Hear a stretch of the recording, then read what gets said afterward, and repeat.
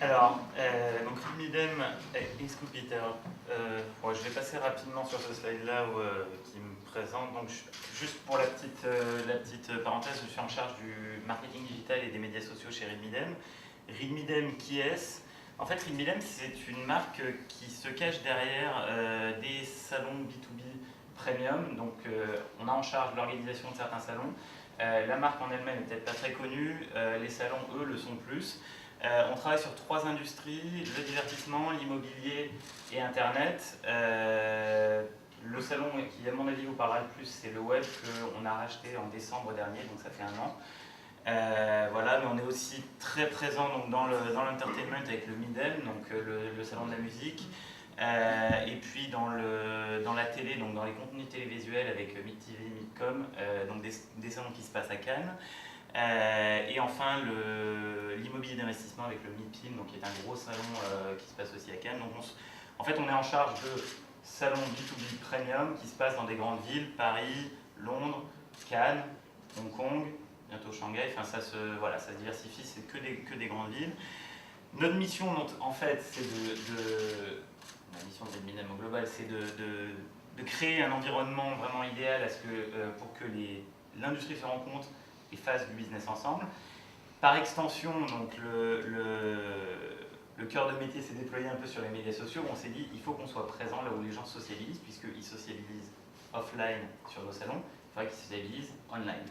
Donc de là, on s'est dit il faut qu'on ait une présence 365 jours par an, qu'on arrive à communiquer auprès des gens 365 jours par an, qu'on arrive à créer du contenu pour alimenter les conversations, et encore une fois, donc là j'appuie ce que disait Marc tout à l'heure, du contenu qui ne parle pas de nous, mais du contenu qui permet aux gens d'engager dans des conversations avec de la valeur, donc des conversations qui enrichissent la communauté.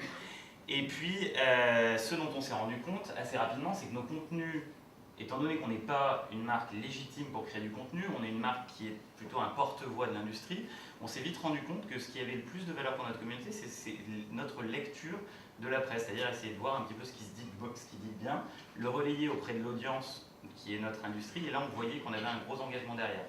Donc, avant l'arrivée de Scoopit, on avait construit à base de briques et de broc un espèce de workflow qui nous permettait d'archiver toutes les lectures qu'on faisait dans la presse, donc tous les blog posts, les news, etc. On arrivait à archiver tout ça, et derrière nos community managers retweeter ça, alimenter tout le dispositif de communication sur cette base-là. Et puis est arrivé Scoopit, et là ça a été c'était génial puisque ça nous permettait en fait d'industrialiser ce qu'on avait fait par ailleurs, ça nous permettait vraiment de donner une nouvelle, vraiment de faire un step-up sur ce job-là. Donc on a bâti notre approche en vue de vraiment d'engager cette fanbase, d'engager tous nos followers vraiment dans une conversation de qualité. On a souhaité donc développer cette ligne éditoriale de contenu de curation en ajoutant en fait un service de curation, en intégrant le feed Scoopit dans nos différents dispositifs que je vous montrerai juste par la suite. Et puis ça nous a permis aussi, et ça c'était vraiment un développement clé pour nos marques, de nous illustrer sur des sujets sur lesquels on n'était pas attendu. Typiquement, je vais prendre un exemple sur la télé. La télé est en train de rencontrer une grosse, je vous apprends rien, mais une grosse transformation avec l'arrivée du digital. Donc il y a beaucoup de gens qui se tournent vers ces sujets-là dans l'industrie de la télé.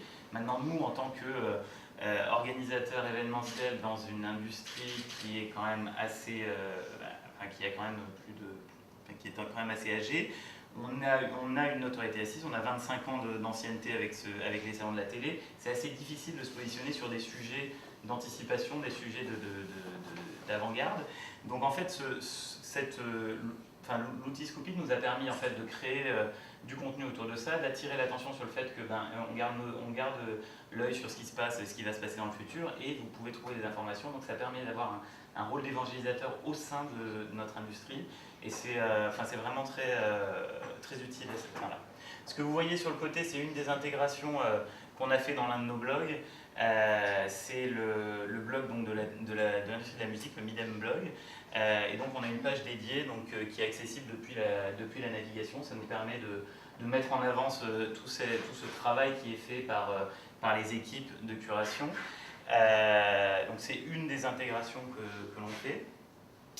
Le point le plus important, je crois qu'on a fait la plupart des éléments de la stratégie que Marc mentionnait tout à l'heure, mais pour nous, le point le plus important en tant qu'entreprise, on n'était pas tout seul, on avait plusieurs bras, le point le plus important, c'est d'arriver à fédérer au sein de notre entreprise et en dehors de notre entreprise, les gens à se couper. C'est-à-dire qu'il fallait vraiment convaincre les équipes d'aller travailler avec l'outil Scoopit, de les familiariser avec l'outil, de faire en sorte que ce soit le plus simple, le plus frictionless pour eux de travailler avec, pour qu'on ait du contenu qui s'alimente. Donc on a réussi. Donc, dans un premier temps, les plus faciles à convaincre, c'était les équipes social media, donc nos community managers. On leur a créé des sujets, des topics, etc.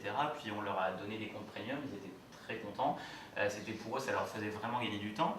Ensuite, on a été convaincre nos équipes de presse et nos équipes de conférences. Donc là, vous voyez certains des profils qui se sont créés, donc qui ne sont pas, eux, des profils premium, parce que ça devient vraiment un budget assez conséquent si on les avait tous inclus. Par contre, ils sont curateurs.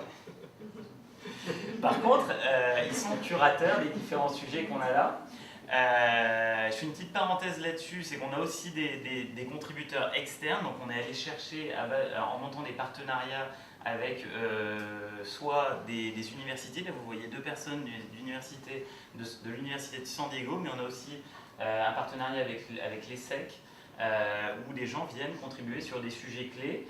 Et j'en profite aussi pour faire encore une petite parenthèse, on a aussi recrute en ce moment pour les sujets de l'immobilier. Donc Marc, si tu veux, sur la partie architecture en Asie, tu es le bienvenu, on peut t'inviter à curer. Donc voilà, donc comment ça se passe en fait?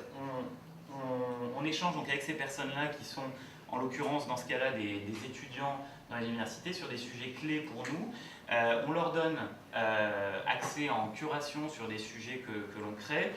On définit des guidelines, enfin c'est pas vraiment des guidelines, mais on essaie de se mettre d'accord assez rapidement, mais sans trop les brider sur qu'est-ce qu'ils peuvent curer.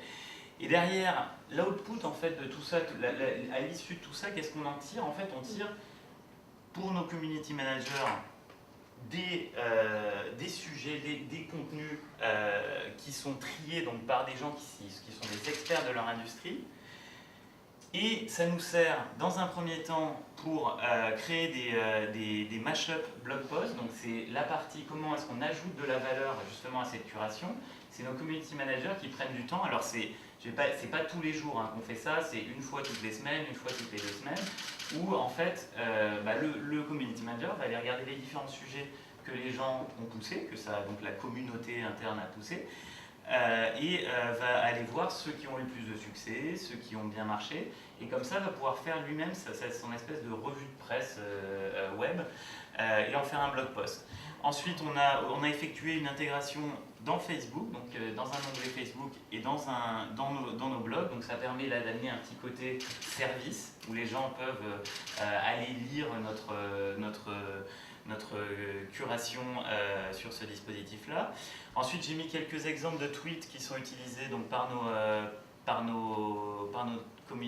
sont faits par nos community managers sur la base des contenus. Donc il y a toujours un petit aspect rédactionnel, un effort rédactionnel de la part des community managers.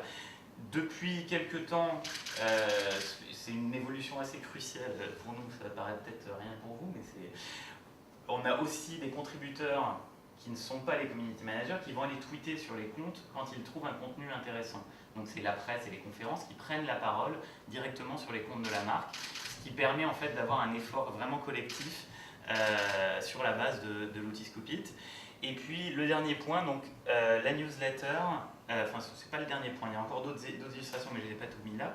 La newsletter, alors là c'est pas la newsletter dont a parlé Thibaut tout à l'heure, c'est en fait nous on a plutôt opté pour une solution où on utilisait nos newsletters existantes et on amenait dans ces newsletters du contenu qu'on avait pris dans Scoopit. Donc c'est pas l'intégration simple qui est génialissime, c'est plus compliqué, mais ça permet vraiment de se mettre dans un dispositif qui marche, qui fonctionne chez nous.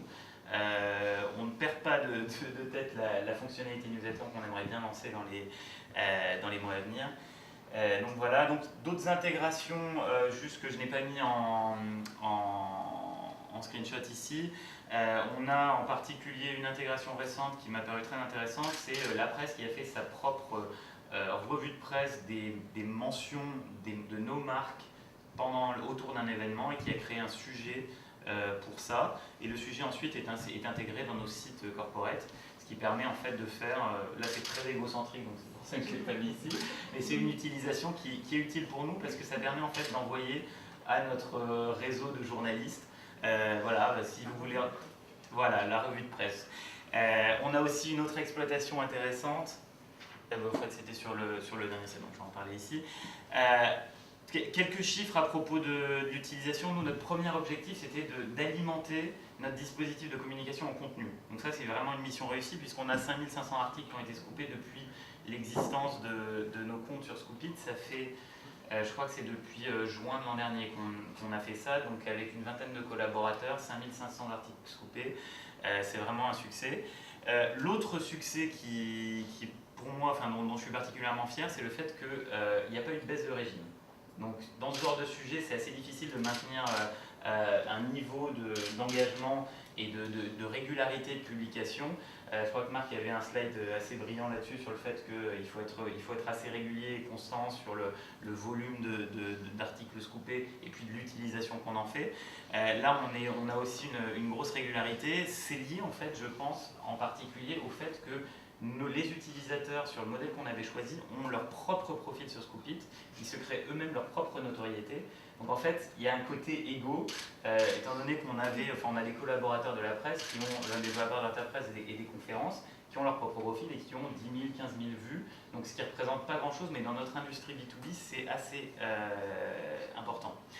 Ensuite au niveau des vues, donc on a totalisé sur l'ensemble de nos sujets, donc j'ai pas des jolis graphes comme Thibaut a montré malheureusement parce que comme on a une myriade de sujets les uns à côté des autres, ça aurait été assez compliqué à montrer, mais on totalise autour de 40 vues sur Scoopit uniquement, donc c'est sans compter les autres dispositifs qu'on utilise à côté, et nos contributeurs donc totalisent en moyenne 5 à 10 000 vues au total. Les enseignements pour nous, donc c'est que tout le contenu en fait qu'on a utilisé, qu'on a agrégé aujourd'hui constitue vraiment un actif, c'est-à-dire qu'on puise dedans pour créer des sujets, pour créer des dossiers qui sont utilisables. Je pense notamment à la presse qui en fait une utilisation pour communiquer en interne autour de ce qui se passe autour de l'industrie. Voilà, on a donc nos contributeurs très très engagés. Et puis, je parlais tout à l'heure de la veille de marque, il y a aussi la veille interne.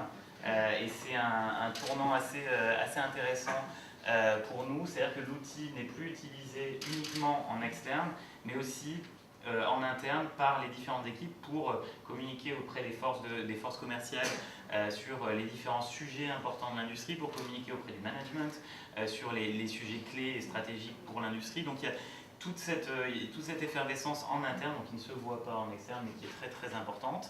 Et puis enfin, le dernier point qui pour nous est assez intéressant, c'est qu'en s'illustrant sur des sujets clés, tendances pour l'avenir de nos industries, ça nous a ouvert des opportunités de partenariat et de sponsoring.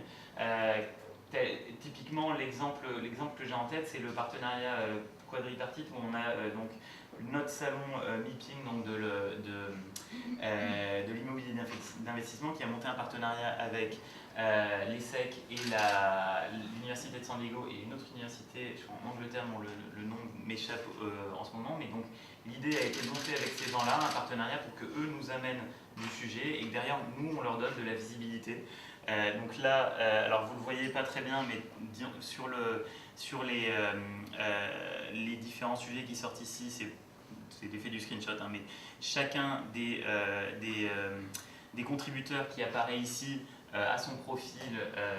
Quand on clique dessus, on va sur Scoopit et on voit le profil de la personne et ça permet de mentionner, c'est là qu'on mentionne le partenariat, on mentionne le rôle de la personne et puis on a ajouté aussi un bandeau donc, qui ne figure pas sur ce screenshot hein, mais qui figure sur le site, un bandeau qui explique la teneur du partenariat. Voilà, donc donc voilà pour les différents éléments que je voulais présenter donc pour la partie Scoopit Read Me Them. On peut l'applaudir.